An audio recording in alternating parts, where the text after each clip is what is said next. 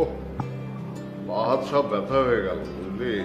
আচ্ছা তুমি নিজে নিজে কেন সবকিছু করতে গেলে? আরে আমার ছেলের বিয়ে আমি যাব না, খাটবো না, এটা কোনো কথা হলো? তোমরা যে যাই বলো, আমার রাসেলের কপালটা মাশাআল্লাহ খুব ভালো। কি অপরূপ, যেন সাক্ষাৎ পড়ি। ক্রেডিটটা কিন্তু আমার। তা তো অবশ্যই, কিন্তু আমার ছেলেরও ক্রেডিট আছে বুঝছো। দেখো, তোমার পছন্দ করা মেয়ে আমার ছেলে মেনে নিল, কোনো কিছু জানতে চাইলো না। মেয়েটা কি লেখাপড়া করেছে, মেয়েটার বংশ কেমন, মেয়েটার পরিবার কেমন, কোনো কিছু জানতে চাইলো না। হ্যাঁ, তোমার পছন্দ কি সে পছন্দ করলো, সবচেয়ে বড় করে দেখলো। এটা ক্রেডিট না বলো? অবশ্যই। তোমরাই সব ক্রেডিট নিয়ে নিচ্ছ। আর এই যে আমি, বড় ভাইয়া, ভাবি সবাই মিলে বিয়ের এত আয়োজন করলাম, শপিং করলাম, এটার ক্রেডিট দিবা না? তুই আবার কি গিফট চাস? আগে বলো দিবা। আগে তো শুনি যে কি গিফট চাস। আচ্ছা দিব, যা বল। আমার একটা মোবাইল চাই। আরে তোর না মাত্র মাস তিনেক আগে একটা নতুন মোবাইল কিনে দিলাম। 3 মাসের মধ্যে মোবাইল পুরনো হয়ে যায়। ভাইয়া এটা পুরনো হয়ে গেছে। আচ্ছা যা যা দিব, যা। দিবা ভাইয়া? ঠিক আছে, ঠিক আছে।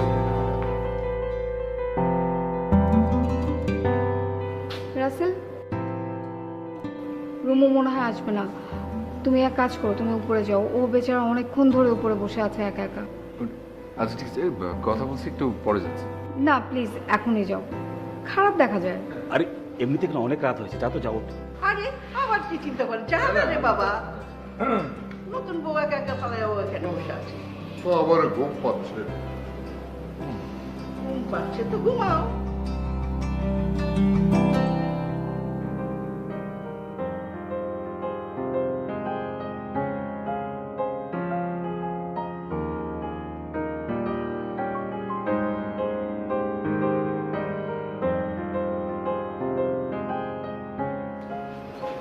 আমরা সবাই নিচে বসে একসাথে আড্ডা দিচ্ছিলাম,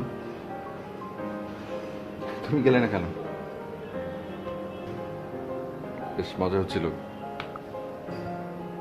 ভাবিও তো এসে তোমাকে বেশ কয়েকবার ডেকে গেল, তাও এলে না। টায়ার্ড ফিল করছো? রুমো, আমি খেয়াল করেছি তুমি বাড়িতে আসার পর থেকে খুব চুপচাপ কিছু একটা ভাবছো। কোনো প্রবলেম হয়েছে? খারাপ লাগছে কিছু? মানে এই বাড়ির কেউ কি এমন কিছু বলেছে তোমাকে যে তোমার ভালো লাগেনি? দেখো আমি বেশ বুঝতে পারছি তোমার মনটা খুব খারাপ। আচ্ছা তোমার এরকম চুপ করে থাকার কারণটা কি? আজ আমাদের বাসর রাত, আর আপনার জন্য একটা বাসর রাত হতে পারে, আমার জন্য না। রুমু, রুমু কি বলছো এসব? আচ্ছা তুমি কি কোনো কিছু নিয়ে রাগ হয়েছো? মানে আমি কিছু করেছি?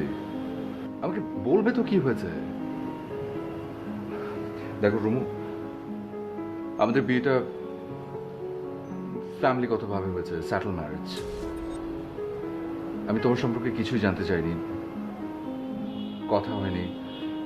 শুধুমাত্র আমি আমার বাবা মার কথাকে পছন্দকে প্রাধান্য দিয়েছি। তাই আমি কিচ্ছু জানি না তোমার ব্যাপারে। এখন তুমি যদি আমাকে না বলো আমি কি করে বুঝবো? আমার ব্যাপারে খুব ভালো করে জেনে নেওয়া উচিত ছিল আপনার। এই বিয়েটা করে আপনি ভুল করেছেন। মানে? আমাকে জোর করে বিয়ে দেওয়া হয়েছে।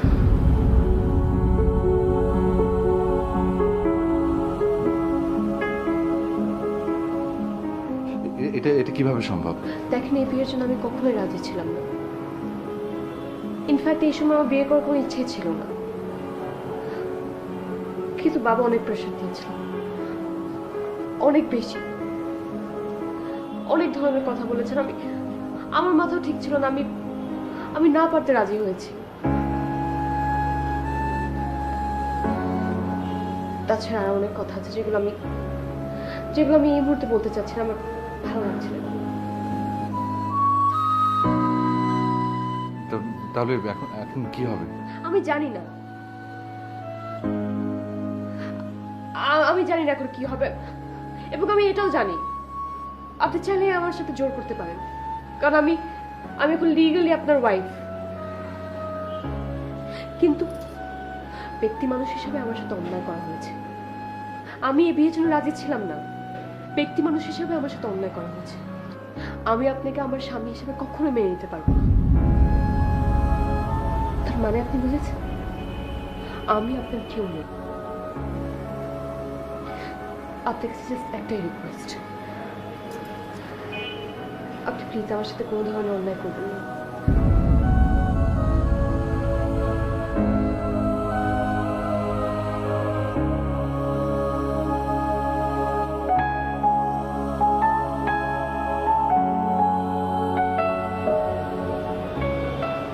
রাসেল, ভাবি তুমি এখানে?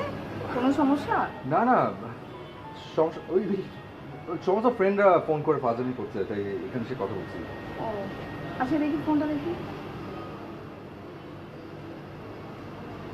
তুমিও বোকা কম না, এমন একটা রাতে কেউ ফোন খোলা রাখে? আচ্ছা, আমি ফোনটা অফ করে রেখেছি, তুমি এখন ঘরে যাও। তোমার নিশ্চয়ই বিরক্ত হচ্ছে তোমার এসব কাজে। যাও।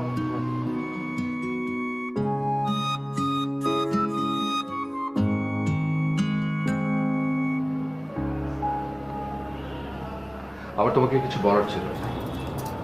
প্লিজ আপনি আমাকে এমন কিছু বলবেন না যেটা আমি মেনে নিতে পারবো। দেখো রোমো, তুমি না তুমি আমাকে একটা ভয়ানক বিপদের মধ্যে ফেলে দিয়েছো। আমি তার একটা সমাধান চাই। কি সমাধান চান আপনি? সমাধান তো আমার দেওয়ার কথা না, সমস্যা নিয়ে এসছো তুমি। আমি আপনাকে সত্যটা বলেছি। এটা যদি আপনার সমস্যা মনে হয় তাহলে সমস্যা আপনার, আর আপনার সমস্যা আপনি যেভাবে ইচ্ছে সমাধান করে নিতে পারেন, আমার কোনো আপত্তি নেই। রুমু, তুমি কি বুঝতে পারছো যে তুমি যা বলছো তা কতটা অপ্রাসঙ্গিক? আমাদের বিয়ে হয়ে গেছে রুমু। আমাদের বিয়ে হয়ে গেছে মানে কি? মানে কি সেটা তুমি বুঝতে পারছো না?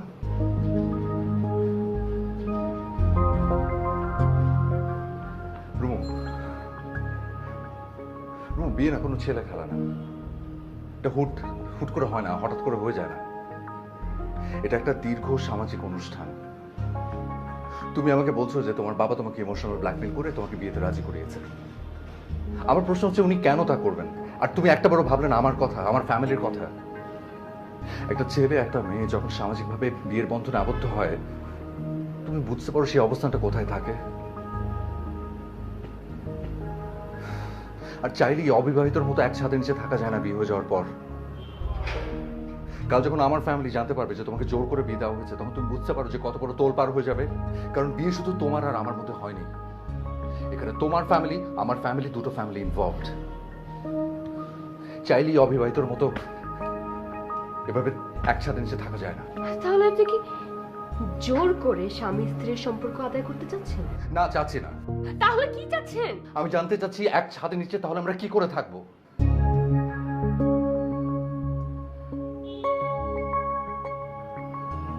দেখেন, আমি আমার বাবাকে অনেক ভালোবাসি।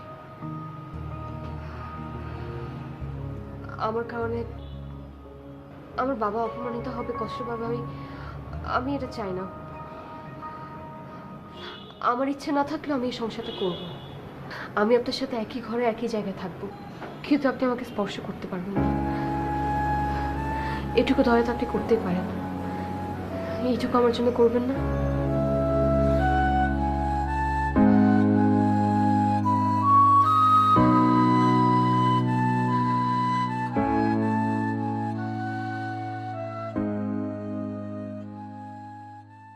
রুমু, তুমি এবারে নতুন বউ বলে তোমাকে আজকে কিছু বললাম না কাজ করার জন্য। কাল থেকে আমার সাথে কিন্তু তোমার হাতে হাত মিলিয়ে কাজ করতে হবে, কেমন? আহ মোনা, থাম না, সবেমাত্র ওদের বিয়ে হলো, এত বড় সংসার, সব কিছু বুঝে নিতে একটু সময় লাগবে না? হ্যাঁ,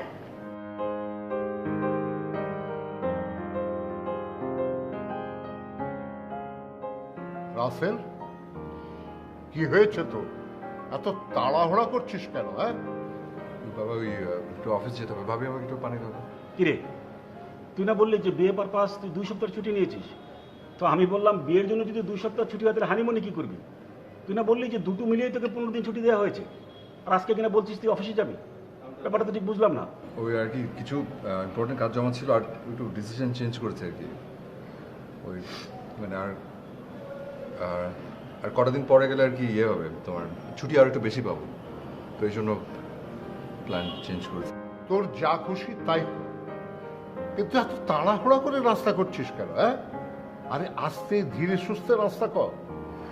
আচ্ছা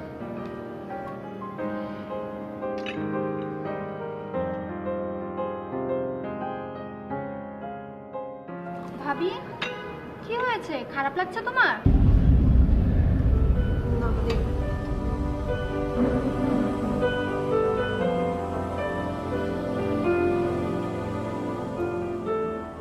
রাসেল, জি মা। তুই আজকে অফিস যাওয়া বাদ দে বাবা।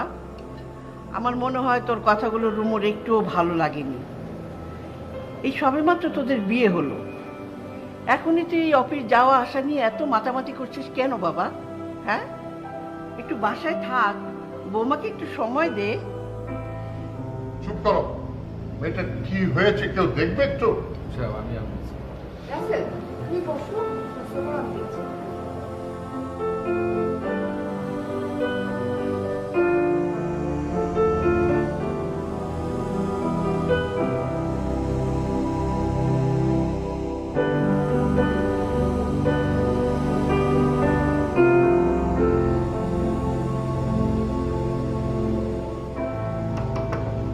রুমু,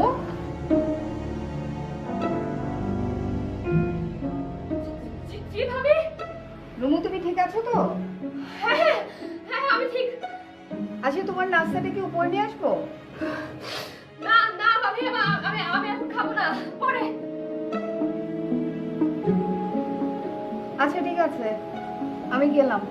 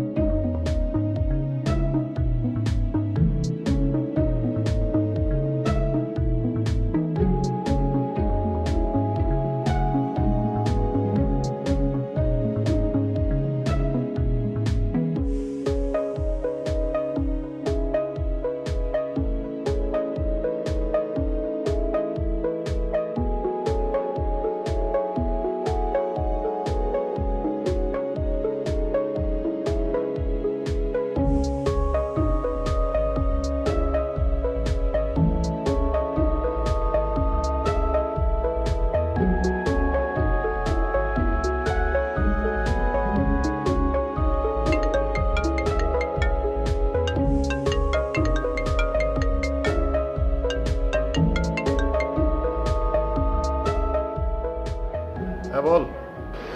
সেজন দোস্ত, সব শেষ, যা ছিল সব শেষ হয়ে গেছে দোস্ত। প্লিজ আমার আরো লাগবে, প্লিজ দোস্ত, তুই যেখানে থাকিস আমার কাছে আয় প্লিজ। আমি আর পারতেছি না, প্লিজ। আচ্ছা তোর নতুন বাসার ঠিকানাটা দে। ঠিক কথা, আমি ঠিকানা দিচ্ছি, একটু পর ফোন দিচ্ছি।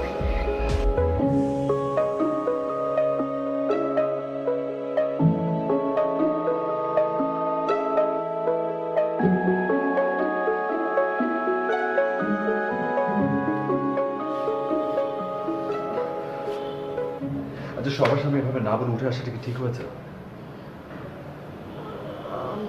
সরি, আমি খারাপ লাগছে,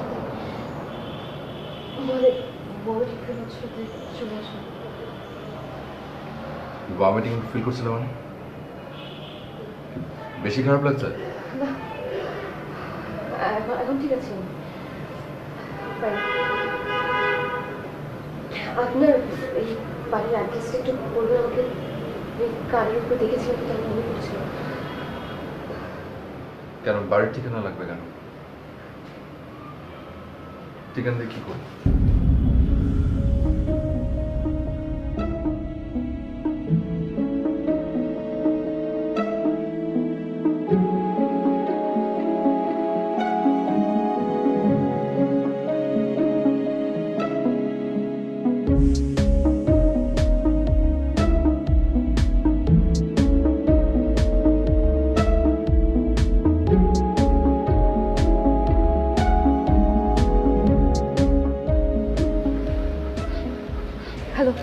হ্যালো, শোন, হাউস নাম্বার 12, হ্যাঁ, রোড 20, উত্তরা।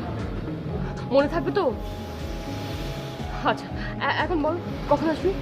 আচ্ছা শোন, আমি সন্ধ্যা 7টার মধ্যে চলে আসবো। এত দেরি কেন? তোর কাছে নেই? আচ্ছা শোন, আমার কাছে শেষ তো, আমাকে একটু সময় দিতে হবে না? আমার তো কিনতে হবে নাকি? আগে যেখান থেকে নিতাম সেখানে পুলিশ রেড দিয়েছে, ওই লোকগুলো ওখানে আর থাকে না। ও ঘর, তাহলে আমি এতক্ষণ কি করবো? রুমো রুমো, এত প্যারা নিস না, আমি আছি তো। শোন, 7টার আগে তুই আমার বাসার সামনে আসবি, এসে আমাকে কল দিবি, আমি ওয়েট করতেছি। আচ্ছা ওকে।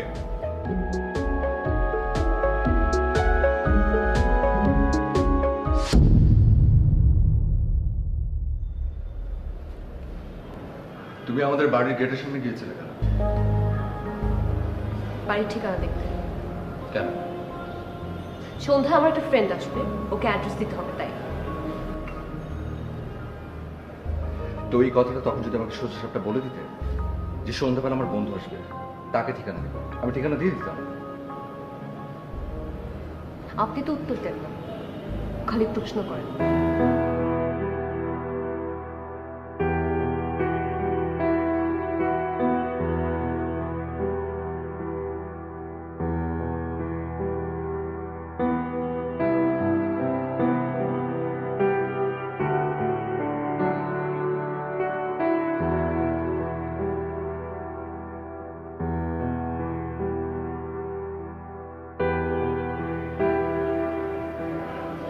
লুমু,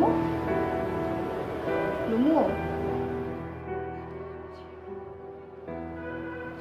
সন্ধ্যা হয়ে গেছে, তুমি একটু ফ্রেশ হয়ে নাও, আমি তোমার জন্য চা নিয়ে আসি।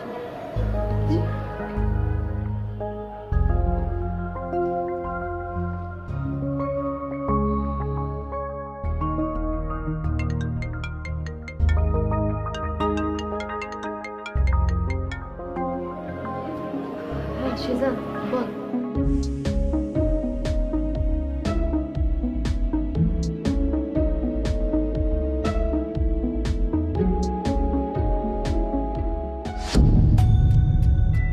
তুই উপরে কেন চলে এসেছিস? তোকে নিচে থাকতে বললাম। আমি জানতাম তুই নামবি না। 40 মিনিট ধরে তোকে ফোন দিচ্ছি, তুই ফোন ধরে কি বললি? তুই নামছিস নামছিস। আমার জন্য কি এতক্ষণ দাঁড়িয়ে থাকা সম্ভব বল? আমি নিজে উপরে চলে আসছি। হয়েছে, কই এনে ধর। সব কিছু আছে তো? সব আছে, তোর প্যারা নিতে হবে না কোনো। তুই যে কেন বিয়ে করতে গেলি, তোর শ্বশুরবাড়ির লোকজন যদি জানে কি মনে করবে? জানবে, জানবে, আই ডোন্ট কেয়ার, তুই যা। আচ্ছা ঠিক আছে।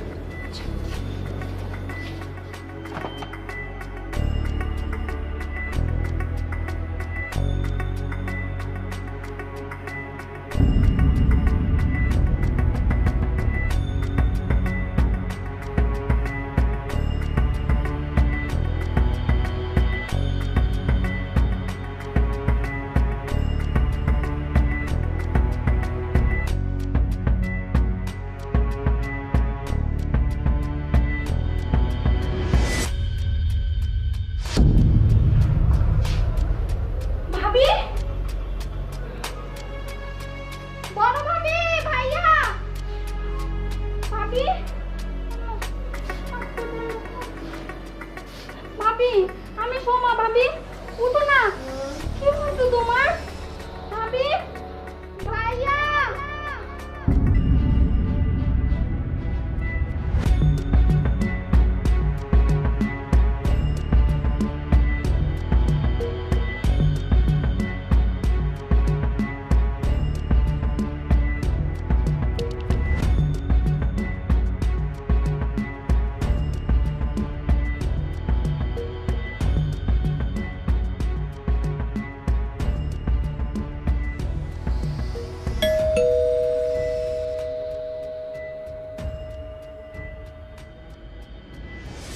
সরি ভাবি, তুমি এতবার ফোন করেছো, আমি মাত্র গেটের কাছে এসে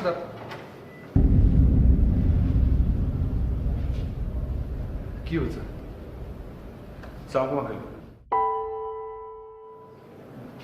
বাবা, বাবা ঠিক আছে?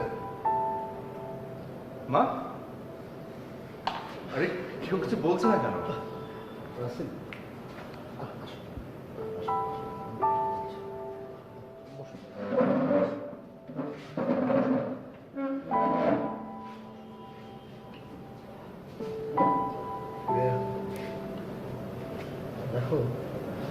তোমাদের ফ্যামিলি ফিজিশিয়ান। দীর্ঘদিন তোমাদের সাথে আমার একটা সুন্দর সম্পর্ক আছে। আজকে রাত 10টার দিকে হঠাৎ করে রুনু অসুস্থ হয়ে পড়ে। আমি খবর পেয়ে না ঘাবড়াবার কিছু নেই, আপসেটও হো না। দেখো, তোমার বিয়ের আনন্দের রেশ এখনো কাটেনি, এখনো বিয়ের বাতি জ্বলছে। তারপরেও আমার মনে হয় তোমার কাছে আমার লুকোনোটা ঠিক হবে না। কি হয়েছে আমাকে একটু বলবে না? ইয়ে রুমোর ড্রাইভ ডিটেক্টিভ। না রাসেল,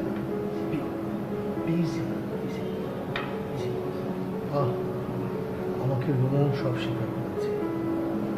ও দীর্ঘদিনের ওই অভ্যাস, জীবনের প্রতিও প্রচুর ফ্রাস্ট্রেশন। ও আমাকে অনুরোধ করেছে ওর বাবা মা যেন বিষয়টা না জানে। দেখো, ওর বাবা মা না জানলে কি হবে? রুমু তো এখন এবারের মেয়ে, এবারের বউ, তোমার ওয়াইফ। আরেকটা কথা তোমাকে জানিয়ে রাখি, বর্তমান বিশ্বে drug addiction itself is a disease like other disease. ওর এই রোগ থেকে সুস্থ হওয়ার অধিকার আছে। আমার মনে হয় ওকে খুব ভালো একটা রিহ্যাবিলিটেশন সেন্টারে ভর্তি করানো উচিত। ভেবে দেখো। আমি আজ উঠি, ঘাবড়িও না।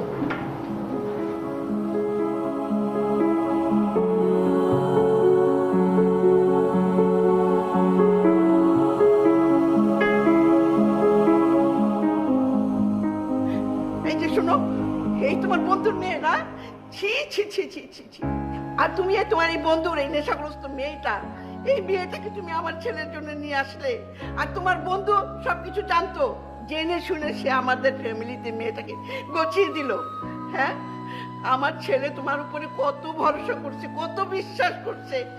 আমার এই মেয়েটাকে আমার ছেলে একবার দেখতেও চায়নি। ওর বংশ, ওর পরিচয়, ও কি পড়াশোনা করে, কোনো কিছু জানতে চায়নি। তোমাকে বিশ্বাস করছে, তোমার দেখা, তোমার জানা, এটার উপরে ভরসা করে সে বিয়ে করছে। আর আজকে সেই মেয়েটা নেশাগ্রস্ত। তুমি আমার ছেলেকে বলো ওকে ডিভোর্স করে দিই। থামো না, থামো, এসব আজে বাজে কথা বলার সময় এখন। শোনো, ও একটা মানুষ, রুমাই বাড়ি, ওর চিকিৎসা করা আমাদের দায়িত্ব। থাক তোমার দায়িত্ব, আমি ওসব মানবো না, বুঝছো? তুমি ওকে এই বাড়ির থেকে তাড়িয়ে দিবার ব্যবস্থা করো।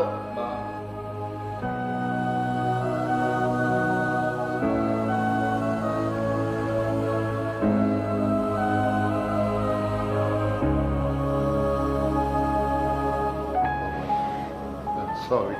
Baba, it's okay. It's not your fault. Not at all. বাবা ঠিকই বলেছে মা।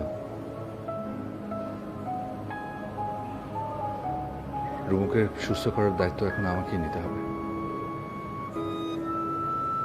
যা হবার তা তো হয়েই গেছে, এখন শুধু বাবাকে দোষারোপ করে কি লাভ? ও তো ভালো হয়েও যেতে পারে। সেই সুযোগটা ওর হাজবেন্ড হয়ে আমি কেন নেব না বলো? তুই পারবি তোর আছে নাকি আরো ঝামেলা হবে, আরো হাঙ্গামা হবে? সোসাইটির সবার কাছে আমরা আরো লজ্জিত। তোমরা সবাই যদি আমার পাশে থাকো, আমি নিশ্চয়ই পারবো। ওকে বাড়ির বউয়ের মর্যাদা ফিরিয়ে আনতে পারবো।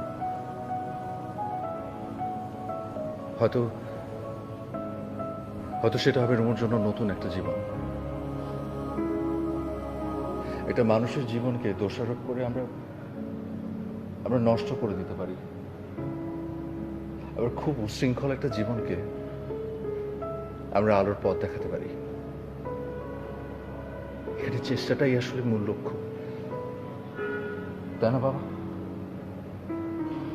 আমি তো পাশে আছি বাবা।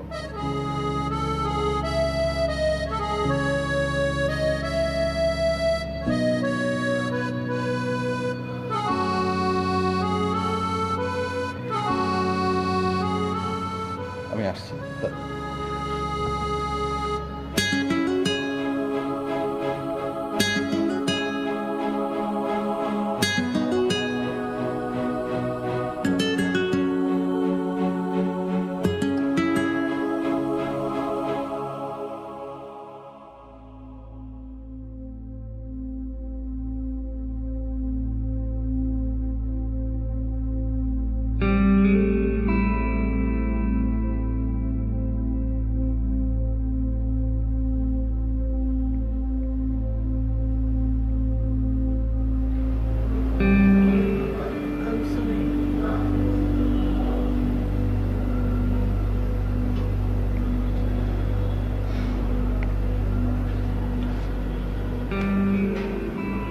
তুমি প্রথম রাতে যেদিন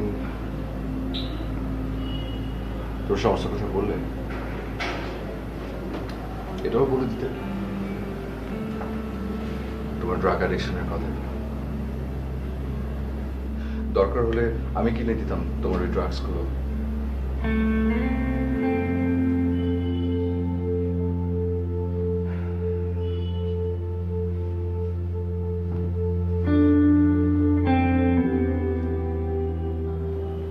তুমি ড্রাগস নাও কেন? কষ্ট। কিসের কষ্ট?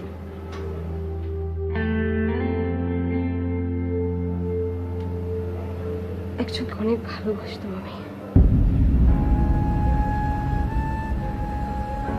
সেও আমাকে অনেক ভালোবাসত। কোনো প্রবলেম ছিল না আমাদের।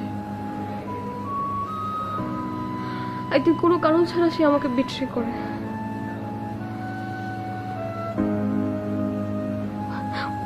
ওই ওই কষ্ট, ওই অপমান আমি সহ্য করতে পারছিলাম না। আমি কি করব না করব, নিজেকে কিভাবে সামলাবো আমি বুঝতে পারছিলাম না। একদমই বুঝতে পারছিলাম না। তখন আমি প্রথম ট্রাক নেই, নিজেকে শান্ত করার জন্য, সবকিছু ভুলে যাওয়ার জন্য। তারপর অভ্যাস হয়ে যায়। তার মানে একটা মিথ্যে প্রেমের কাছে তুমি হেরে গেছো। ওকে ভুলতে না পেরে আমি হেরে গেছি। সে আর ফিরে আসবে না। যদি আসে,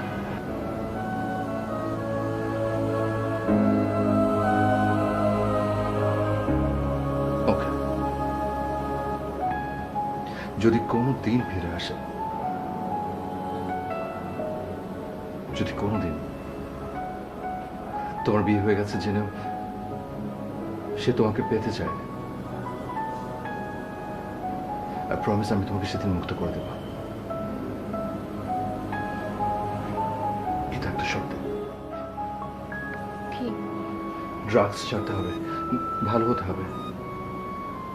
যে মানুষটার জন্য তোমার এতদিনের অপেক্ষা, সেই মানুষটার জন্য তোমাকে সুস্থ হতে হবে। আমি তোমাকে হেল্প করবো। ট্রাস্ট মি রুমা, হাজব্যান্ড হিসেবে না, ফ্রেন্ড হিসেবে। তুমি আমাকে হাজব্যান্ড নাই মনে করতে পারো, ফ্রেন্ড তো ভাবতে পারো। আমি কাল তোমাকে কোনো ভালো একটা রিহ্যাব সেন্টারে নিয়ে যাবো। ওরা কাউন্সেলিং করবে, অল্প কিছুদিন হয়তো থাকতে হতে পারে, কিন্তু আমি শিওর তুমি ভালো হয়ে ফিরে আসবে। পারবো না। তোমাকে পারতেই হবে, পারতেই হবে। Thank you.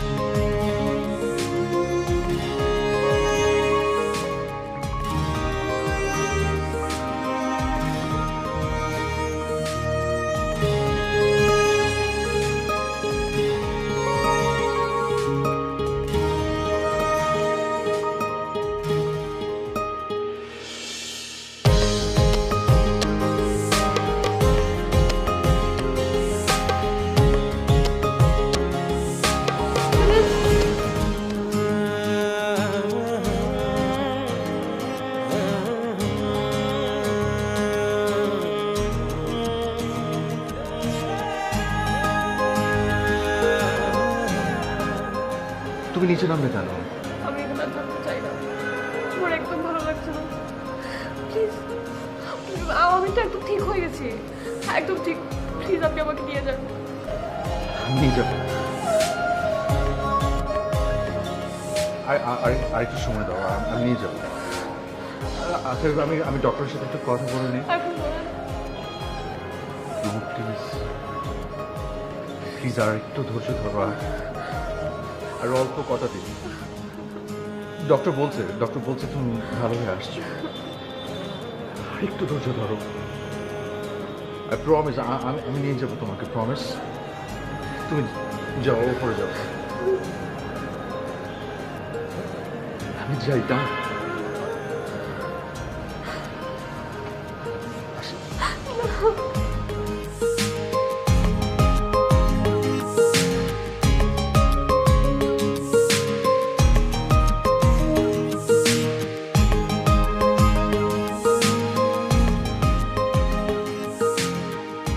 আঙ্কেল, বাবা আর মা তো আমাদের এক আত্মীয়র বাসায় গেছে, ফিরতে একটু রাত হবে। আর জুয়েল তো জানেন এখন অফিসে, কিন্তু আপনি কেন এই সময় বুঝলাম না। আমাদের রুমু এখন সত্যি জীবনের উৎসবে ফিরে এসেছে। রাসেল গেছে, আজকে ওকে বাড়িতে ফিরিয়ে আনবে। আঙ্কেল কখন নিয়ে আসবে বলেন না, কখন? এই তো কিছুক্ষণের মধ্যেই ফিরে আসবে।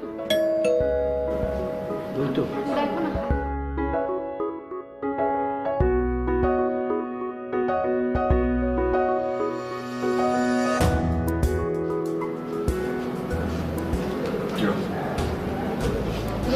কেমন আছো?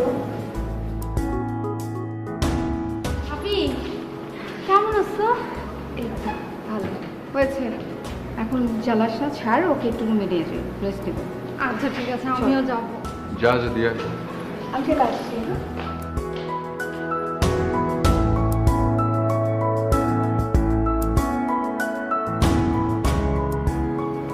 রাসেল, আমি সত্যি আজ খুব খুশি। আমাদের রুমু এখন সম্পূর্ণ সুস্থ। এই জন্য অবশ্য সবচেয়ে বেশি ধন্যবাদ পাওয়ার যোগ্য তুমি।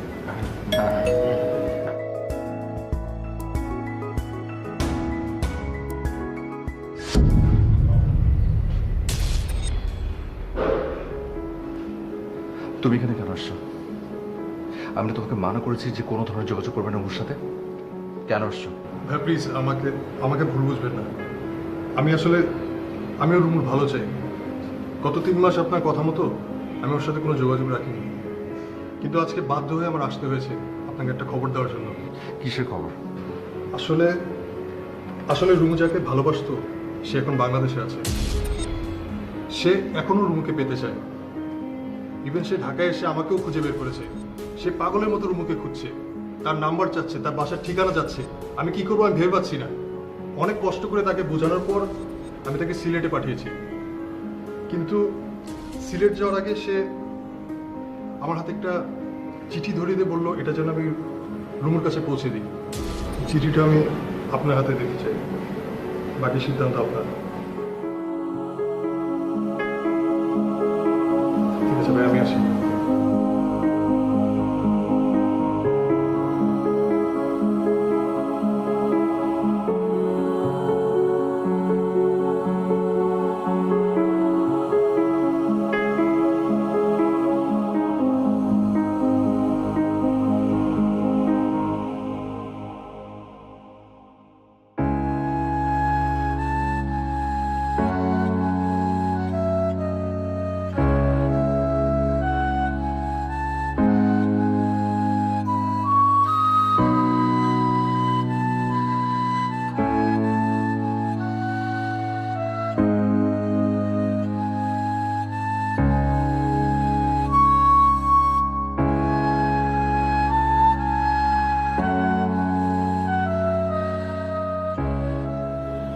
কথা হয়েছে?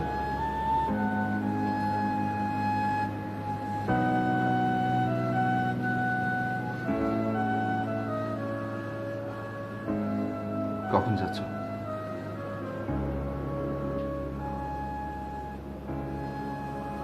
কি ভাবছো? ভাবছো যে তুমি চলে যাওয়ার পর এ বাড়িতে কি হবে, কিভাবে সবকিছু সামলাবো, তাই তো? Don't worry. ওটা একদমই আমার উপর ছেড়ে দাও। I will manage.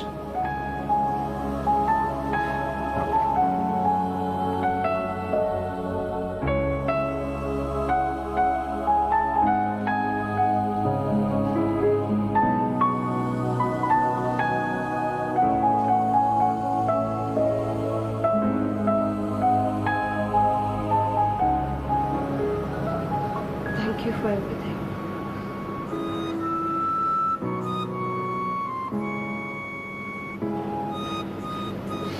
My pleasure.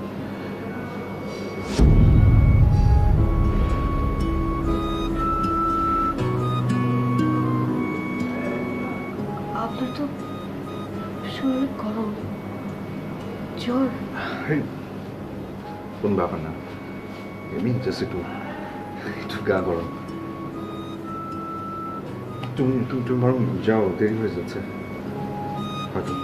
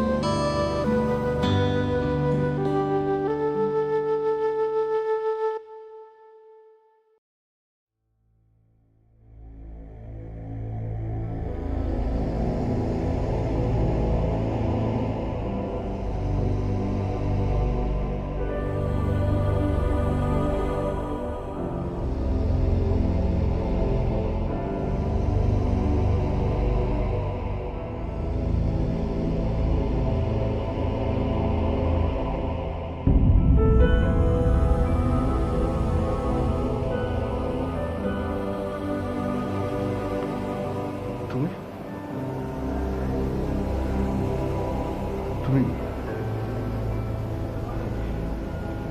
যাওনি? রুম কি হয়েছে? কোনো কি ঝামেলা হয়েছে? তুমি ঠিক আছো? যাওনি কেন? এত প্রশ্ন করেন কেন? ডক্টর আঙ্কেলকে বলা হয়েছে উনি রাস্তায় আছেন এবং বলেছেন নিজের ওয়াইফকে এত প্রশ্ন করতে নেই। ওয়াইফ যা বলে যা করে তাই শুনতে হবে। তুমি যাবে না? খাবার প্রশ্ন? সরি। কোথায় যাব? কার কাছে যাব? তোমাকে ছেড়ে আমি কোথাও যাব না।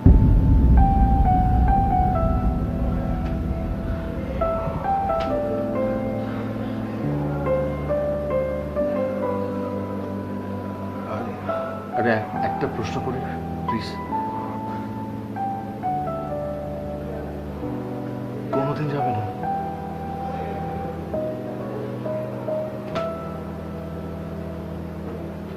কোনোদিন যাব না।